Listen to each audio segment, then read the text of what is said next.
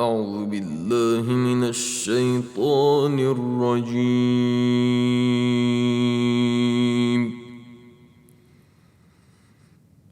بسم الله الرحمن الرحيم.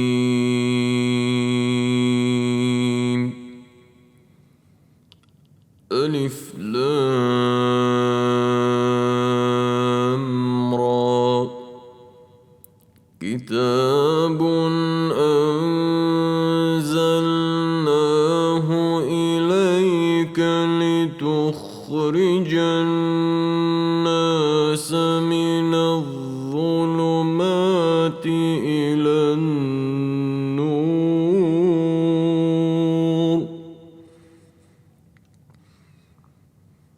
بإذن ربهم إلى صراط العزيز الحميد. الله الذي له ما في السماوات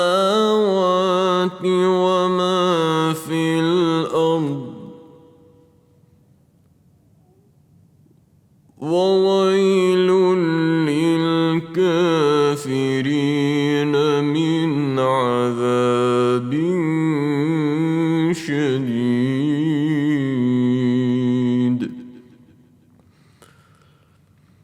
الذين يستحبون الحياة الدنيا على الآخرة ويصدون عن سبيل الله ويبغونها عوجا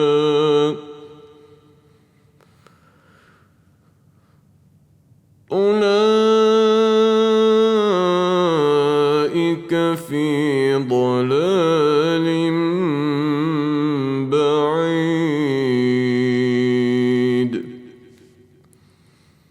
وما أرسلنا من رسول إلا بلسان قومه ليبين لهم فيضل الله من يشاء ويهدي من يشاء وهو العزيز الحكيم. ولقد أرسلنا موسى بآياتنا أن أخرج قومك من الظلمات إلى النور وذكرهم بأيام الله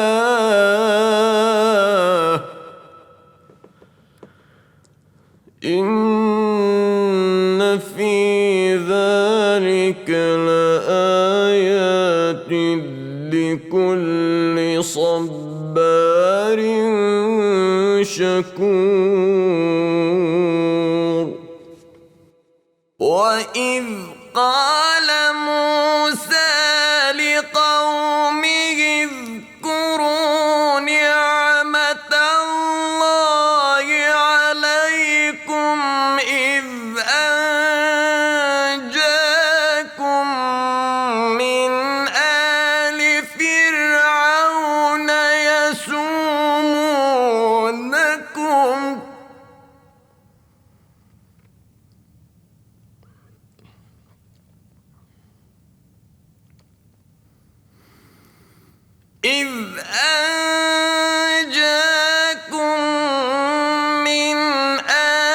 فرعون يسومونكم سوء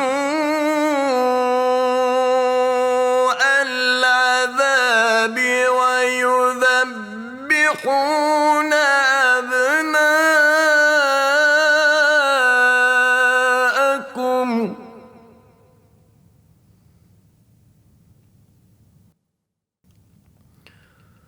ويستحيون نساءكم وفي ذلكم بلاء من ربكم عظيم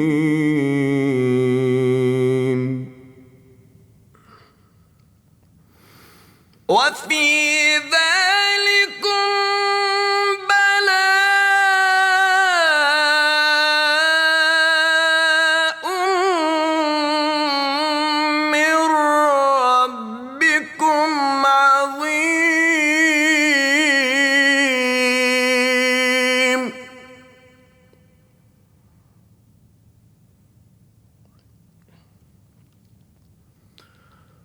وإذ تأذن ربكم لئن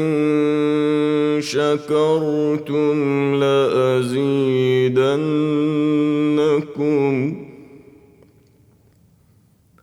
ولئن كفرتم إن عذابي لشديد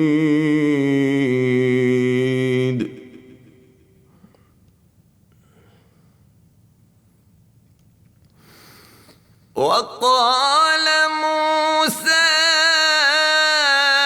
إن تكفروا أنتم ومن في الأرض جميعا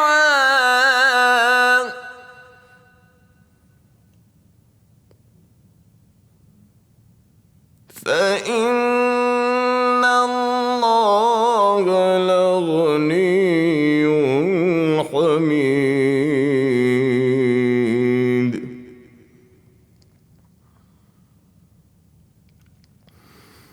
ألم يأتكم نبأ الذين من قبلكم قوم نوح وعاد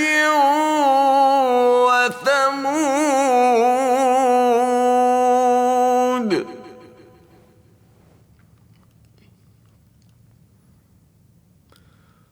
والذين من بعدهم لا يعلمهم إلا الله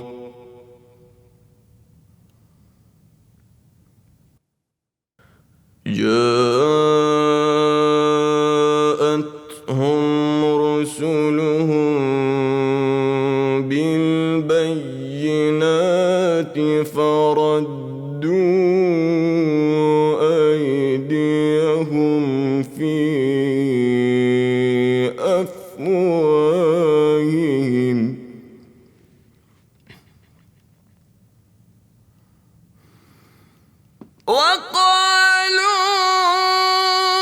وقالوا إنا كفرنا بما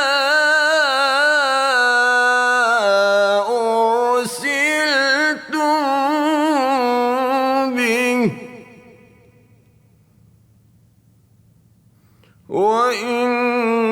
وإنا لفي شك مما تدعوننا إليه مريب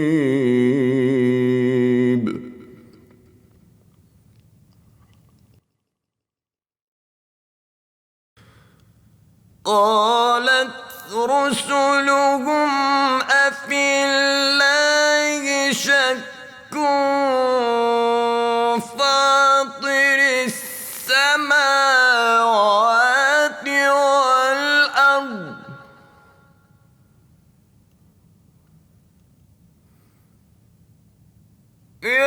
يدعوكم ليغفر لكم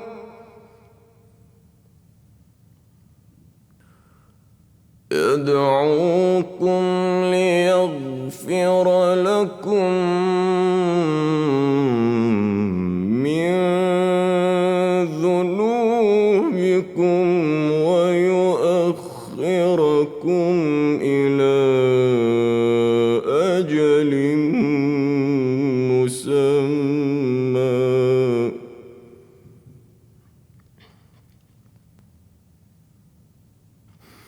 قالوا إن أنتم إلا بشر مثلنا تريدنا أن تصدونا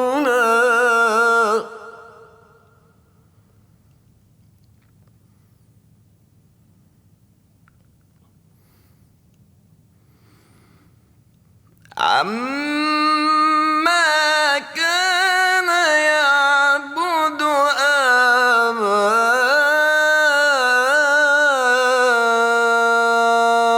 آباؤنا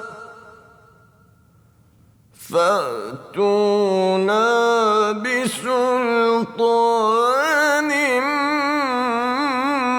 مبين.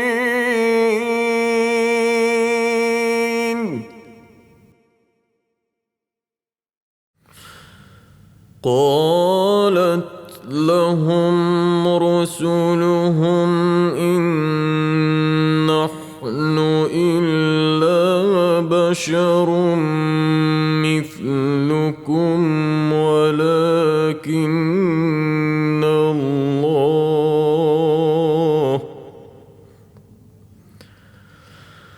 إن نحن إلا بشر مثلكم ولكن الله يمن على من يشاء من عباده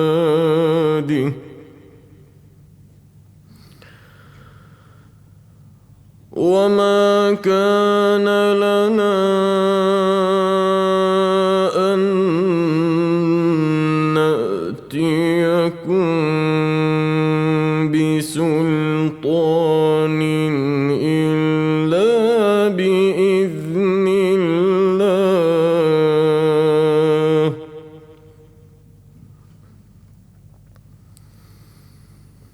وعلى الله فليتوكل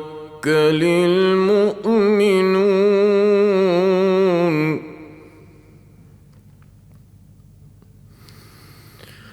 وما لنا ألا نتوكل على الله وقد هدانا سبلنا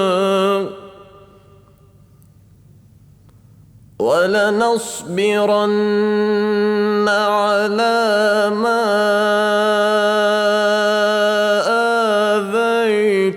آذيتمونا وعلى الله فليتوكل المتوكلون.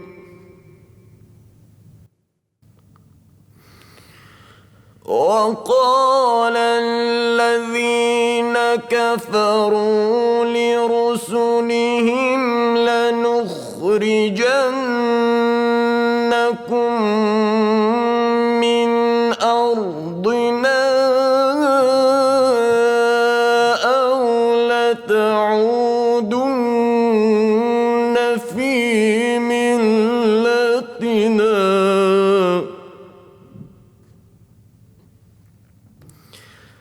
فأوحى إليهم ربهم لنهلكن الظالمين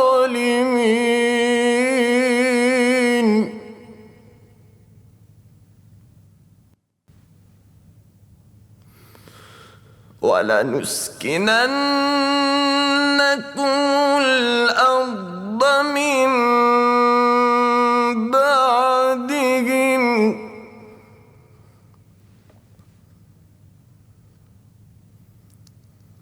ذلك لمن خاف مقامي وخاف وعيد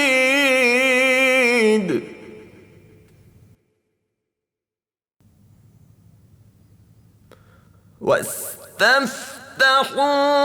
وخاب كل جبار عنيد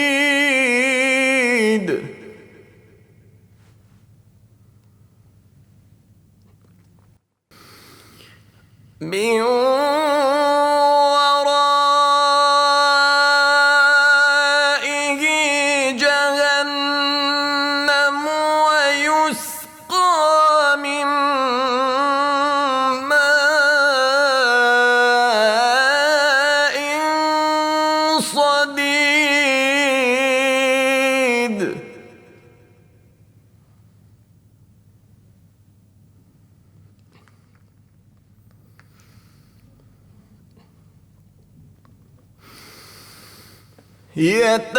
يتجرعه ولا يكاد يسيغه ويأتيه الموت من كل مكان وما هو بميت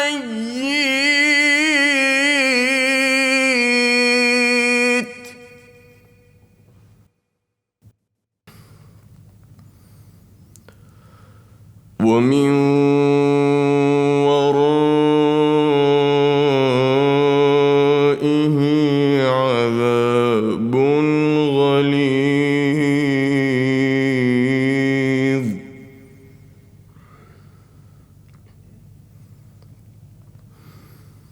مثل الذين كفروا بربهم مثل الذين كفروا بربهم أعمالهم كرماد اشتدت به الريح في يوم عاصف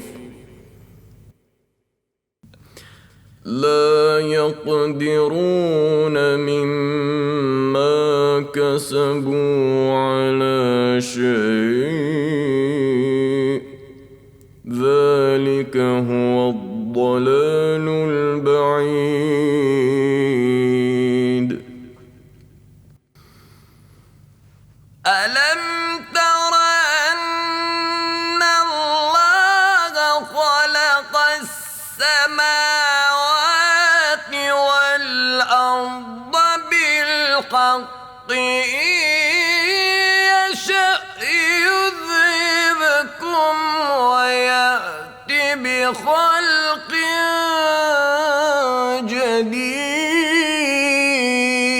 جديد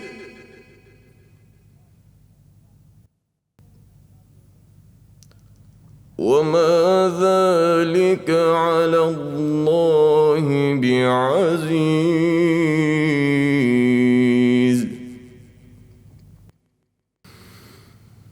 وبرزوا لله جميعا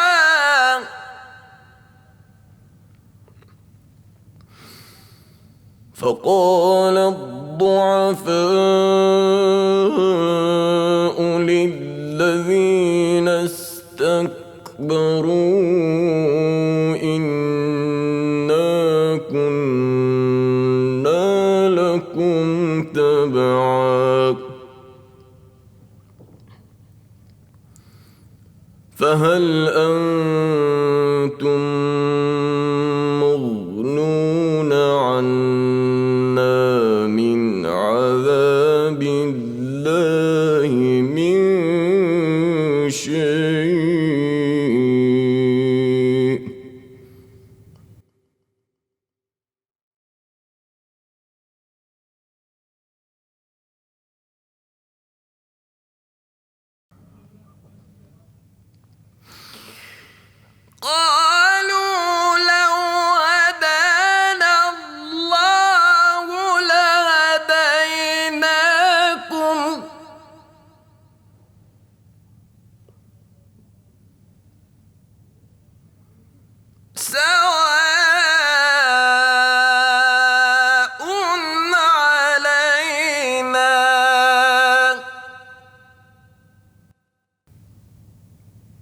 سواء علينا أجزعنا أم صبرنا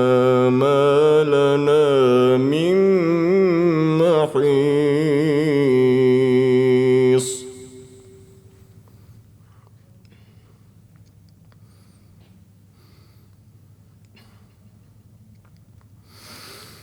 وقال الشيطان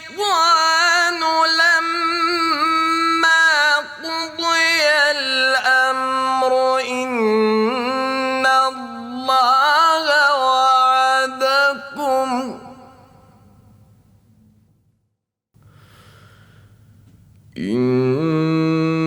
الله وعدكم وعد الحق ووعدتكم فأخلفتكم وما كان لي عليكم من سلطان إلا أن دعوتكم فاستجبتم لي فلا تلوموني ولوموا أنفسكم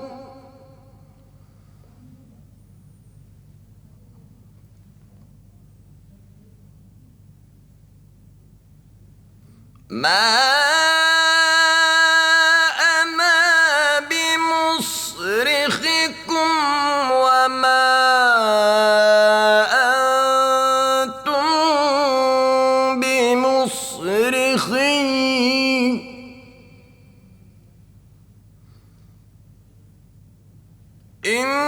إني كفرت بما أشركتمون من قبل إن الظالمين لهم عذاب أليم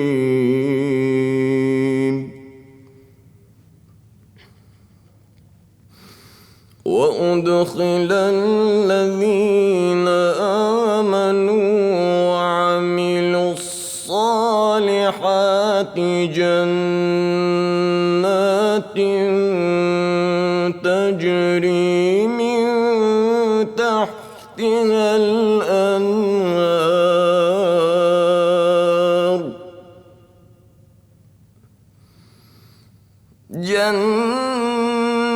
جنات تجري من تحتها الأنهار خالدين فيها بإذن ربهم تحيتهم فيها سلام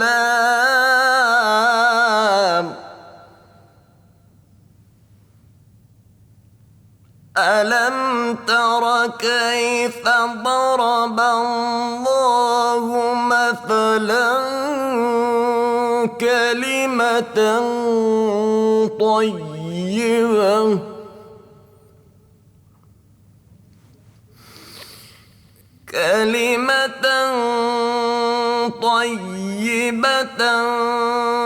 كشجرة طيبة كلمة طيبة كشجرة طيبة أصلها ثابت وفرعها في السماء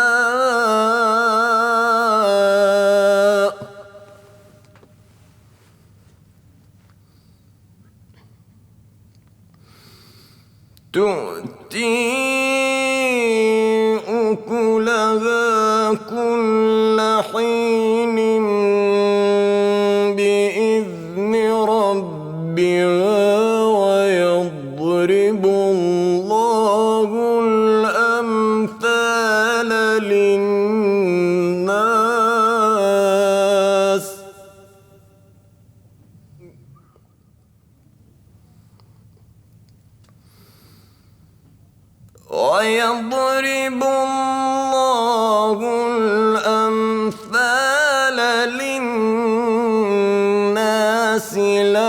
لعلهم يتذكرون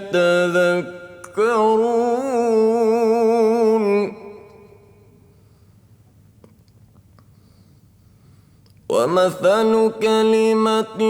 خبيثة كشجرة خبيثة اجتثت من فوق الأرض ما لها من قرار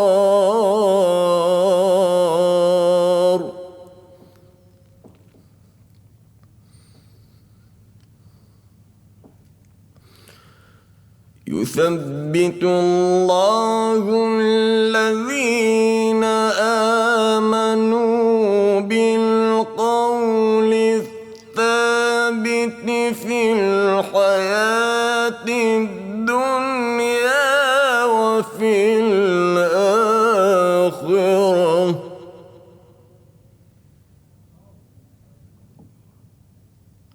ويضل الله الظالمين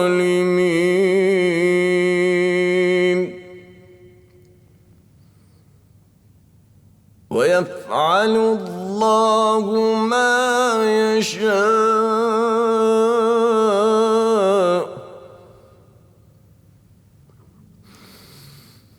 ألم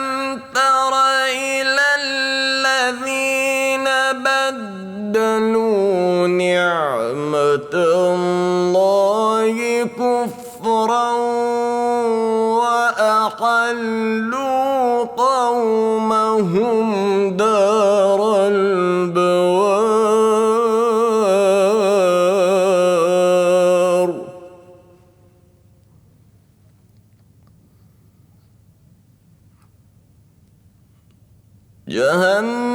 جهنم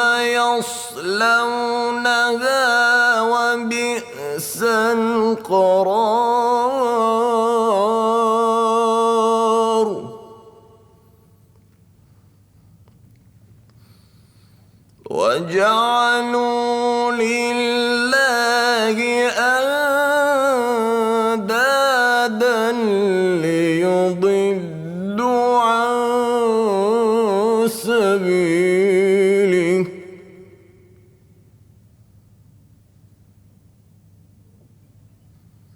قل تمتعوا فإن مصيركم إلى النار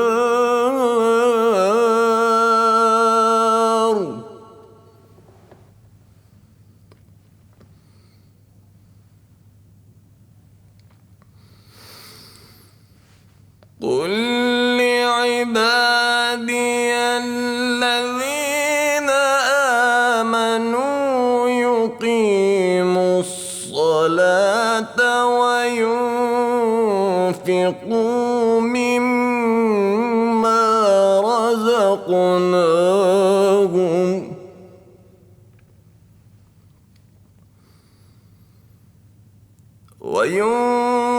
وينفقوا مما رزقناهم سرا وعلانية من قبل أن يأتي يوم لا بيع فيه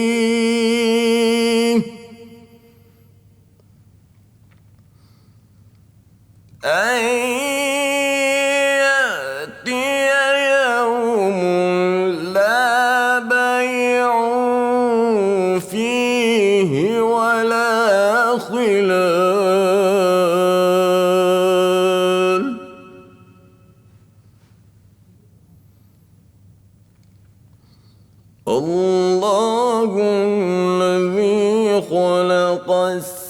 السماوات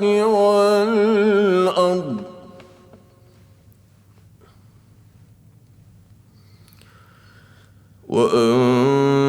وأنزل من السماء ماء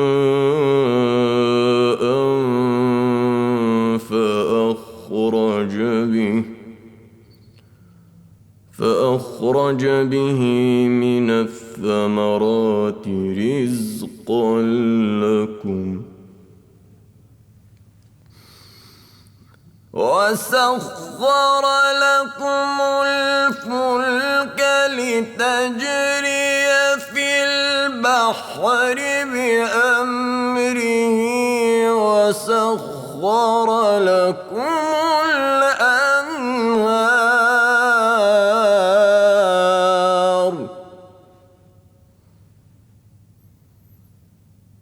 وسخر لكم الشمس والقمر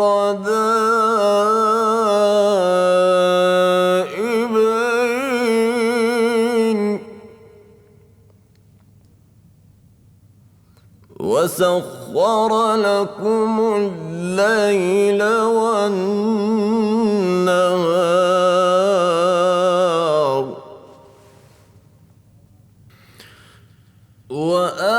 وآتاكم من كل ما سألتموه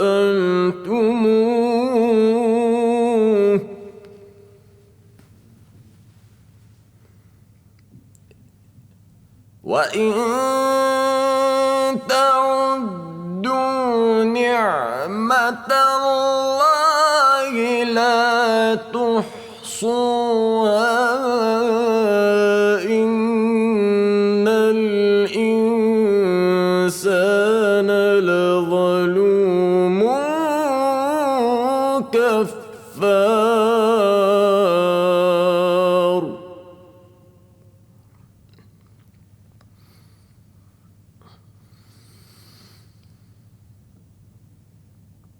وإذ قال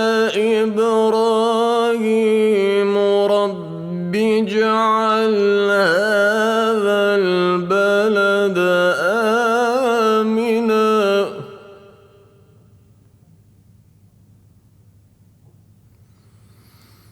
رب اجعل هذا البلد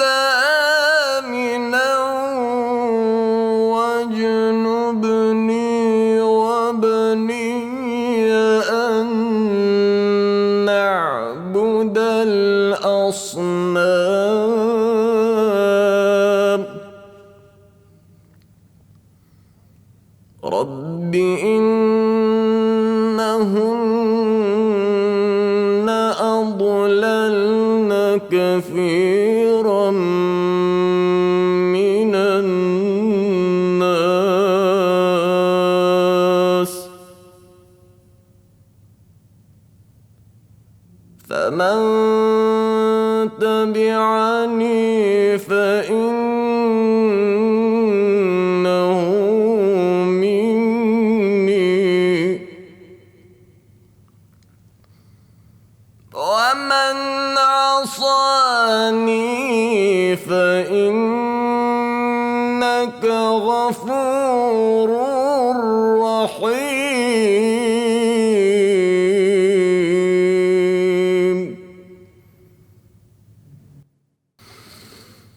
ربنا إني أسكنت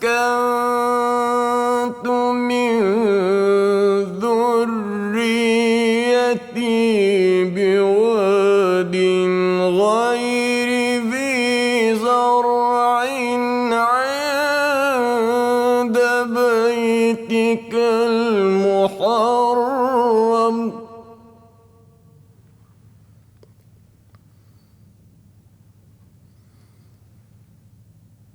ربنا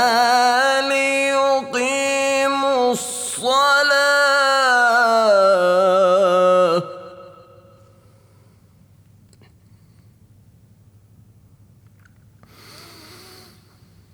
ربنا ليقيموا الصلاة فاجعل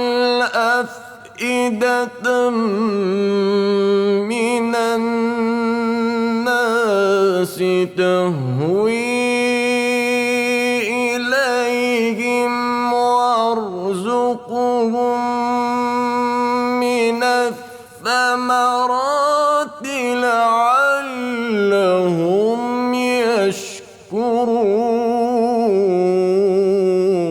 يشكرون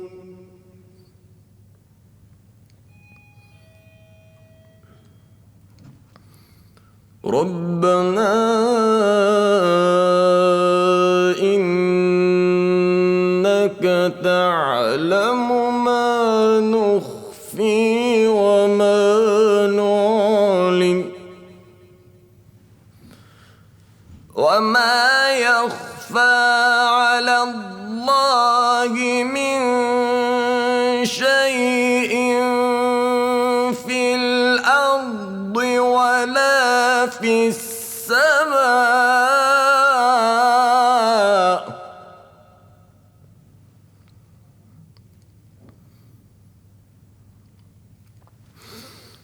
الحمد لله الذي وهب لي على الكبر إسماعيل وإسحاق إن ربي لسميع الدعاء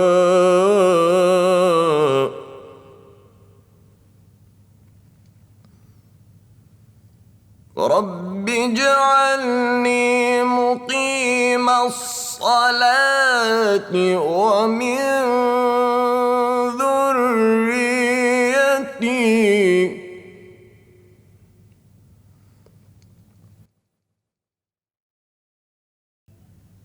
ربنا وتقبل دعاء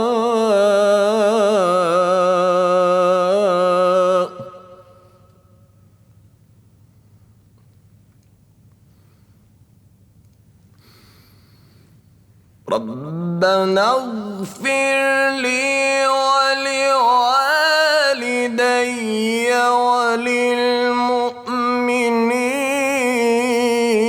وللمؤمنين يوم يقوم الحساب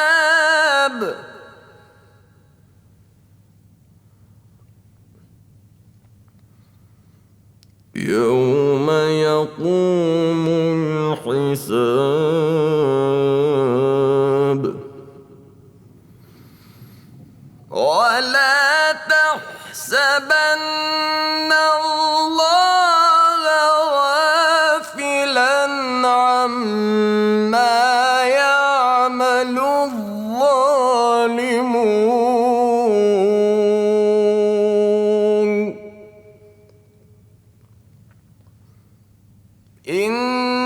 إنما يؤخرهم ليوم تشخص فيه الأبصار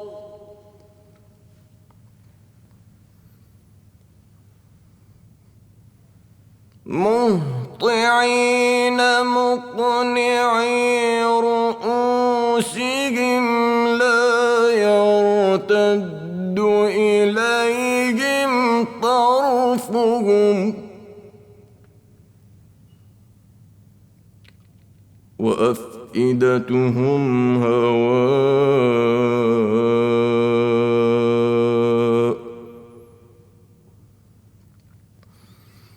وأنذر الناس يوم يأتيهم العذاب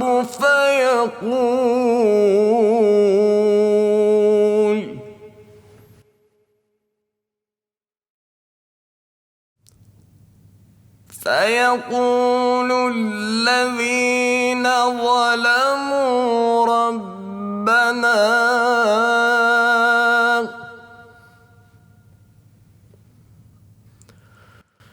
ربنا أخرنا إلى أجل قريب نجب دعوتك ونتبع الرسل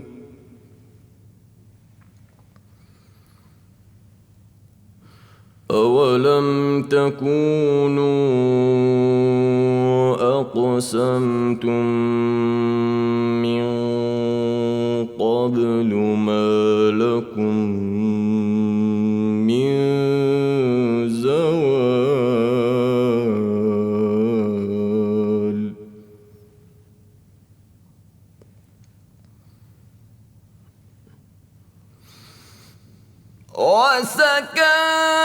وسكنتم في مساكن الذين ظلموا أنفسهم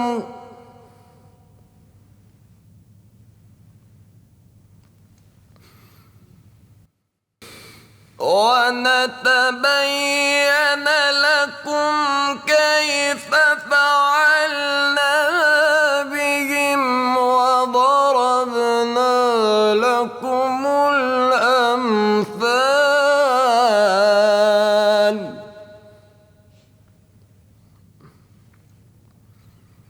وقد مكروا مكرهم وعند الله مكرهم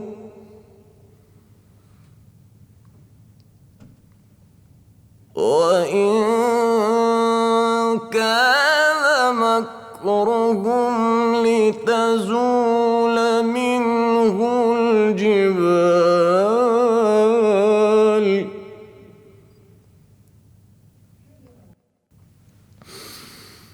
فلا تحسبن الله مخلف وعده رسله إن الله عزيز ذو انتقام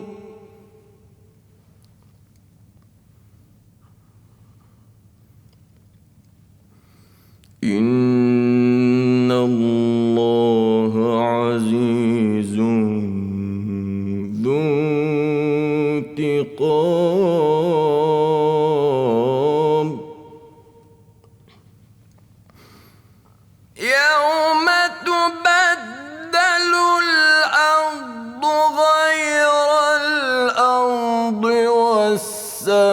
والسماوات وبرزوا لله الواحد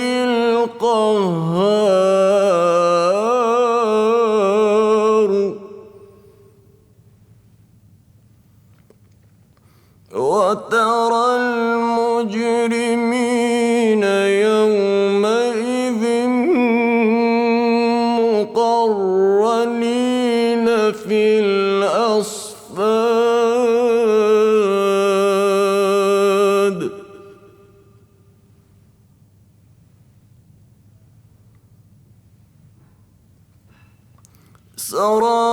سرابيلهم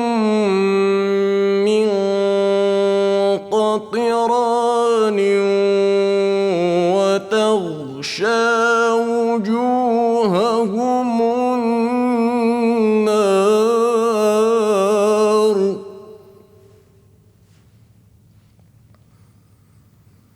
لتجزي الله كل نفس ما كسبت إن الله سريع الحساب بلاغ للناس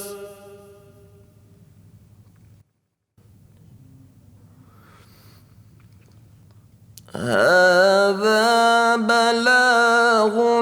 للناس ولينذروا به